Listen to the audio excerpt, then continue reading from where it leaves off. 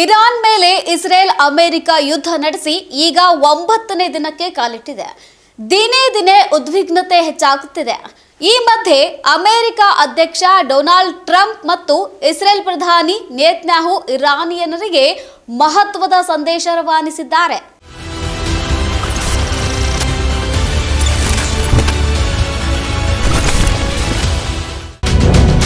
ಇರಾನ್ನ ಪ್ರಮುಖ ತೈಲ ಶುದ್ಧೀಕರಣಗಳು ಧ್ವಂಸ.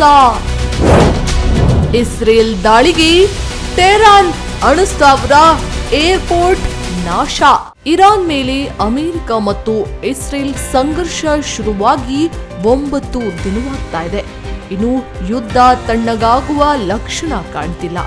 ಈಗ ಮತ್ತೆ ಅಮೆರಿಕ ದಾಳಿಯಿಂದ ಖಮೇನಿ ಪುತ್ರ ಮುಜ್ತಾಬ್ ಖಮೇನಿ ಗಾಯಗೊಂಡಿದ್ದಾರೆ.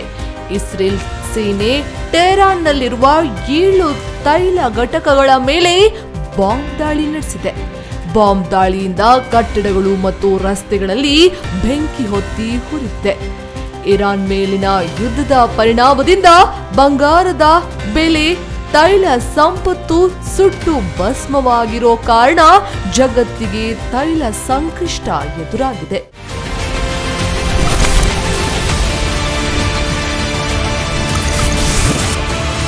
ಇನ್ನು ಇಸ್ರೇಲ್ ಸೇನೆ ಇರಾನ್ ವಿರುದ್ಧ ಕಾರ್ಯಾಚರಣೆಯನ್ನ ತೀವ್ರಗೊಳಿಸಿದ್ದು, ಶನಿವಾರ ಟೆಹರಾನ್ನಲ್ಲಿರುವ ಮೆಹರಾಬಾದ್ ಅಂತಾರಾಷ್ಟ್ರೀಯ ವಿಮಾನ ನಿಲ್ದಾಣವನ್ನ ನಾಶ ಮಾಡಿದ್ದು, ಮುಗಿಲೆತ್ತರಕ್ಕೆ ದಟ್ಟ ಹೊಗೆ ಮತ್ತು ಬೆಂಕಿ ಏಳುತ್ತಿರುವ ದೃಶ್ಯ ಕಂಡುಬಂದಿದೆ.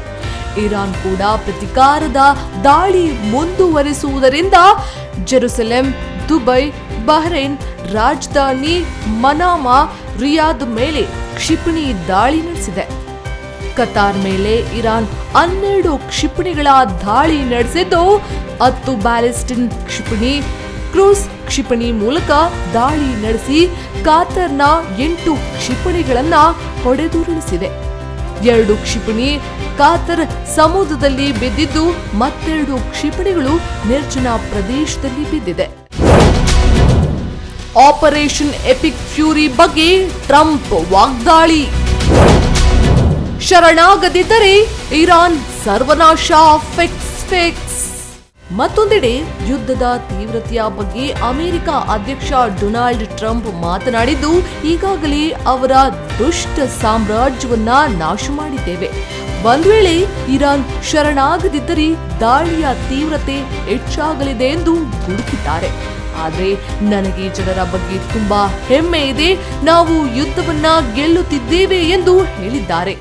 It's been amazing. We've knocked out 42 Navy ships, some of them very large, in 3 days. That was the end of the Navy. We knocked out their Air Force. We knocked out their communications, and all telecommunications is gone. I don't know how they communicate, but I guess they will figure something out. It's not working out too well. And they're bad people. They're just bad people. When you look at October 7th and beyond October 7th, look at all the killing that they've done over the years, for 47 years. And this had to be done. They were very close to a nuclear weapon. They would have had one if we didn't do our B-2 hit, Midnight Hammer. They would have had it. 6 ತಿಂಗಳು ಯುದ್ಧ ನಡೆಸೋ ಸುಳಿವು ಕೊಟ್ಟ Israel.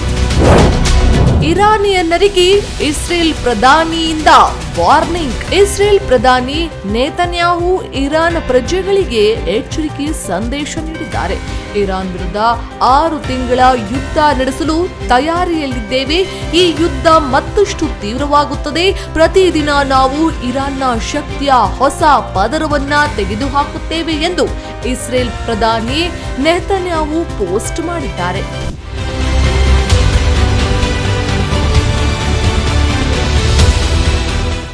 Iran ವಿರುದ್ಧ ಅತಿ ದೊಡ್ಡ ಕಾರ್ಯಾಚರಣೆಗೆ Israel America plan ಮಾಡಿದೆ. ಇರಾನ್ ಸಂಗ್ರಹಿಸಿಟ್ಟ ಪರಮಾಣು ಜಪ್ತಿಗೆ ಅಮೆರಿಕ ಮುಂದಾಗಿದ್ದು, ಈ ಯುದ್ಧದಲ್ಲಿ ವಿಶೇಷ ತಂಡ ಕಳುಹಿಸಿ ಅಮೆರಿಕ ಚಿಂತನೆ ನಡೆಸಿದೆ. ಇರಾನ್ ಮೇಲೆ ಮತ್ತಷ್ಟು ಭೀಕರ ದಾಳಿ ಮಾಡೋಕೆ ಅಮೆರಿಕ ಬಿಗ್ ಪ್ಲಾನ್ ನಡೆಸಿದೆ.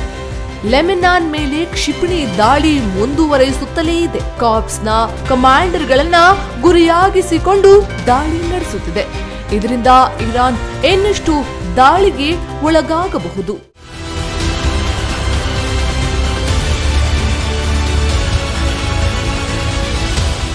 ಅಮೆರಿಕ ಮತ್ತು ಇಸ್ರೇಲ್ ಇರಾನ್ನ ತೈಲ ಘಟಕ ಮತ್ತು ಪರಮಾಣು ಶಕ್ತಿ ಘಟಕಗಳನ್ನು ಗುರಿಯಾಗಿಸಿ ಕ್ಷಿಪಣಿಗಳಿಂದ ದಾಳಿ ನಡೆಸುತ್ತದೆ. ಬಂಗಾರದಂತೆ ಬೆಲೆ ಬಾಳೋ ತೈಲ ಸಂಪತ್ತು ಸುಟ್ಟು ಭಸ್ಮವಾಗುತ್ತಿರುವುದರಿಂದ ಇತ್ತ ಭಾರತದಲ್ಲಿ ಕಚ್ಚಾ ತೈಲ ಅಭಾವ ಆಗಿದೆ.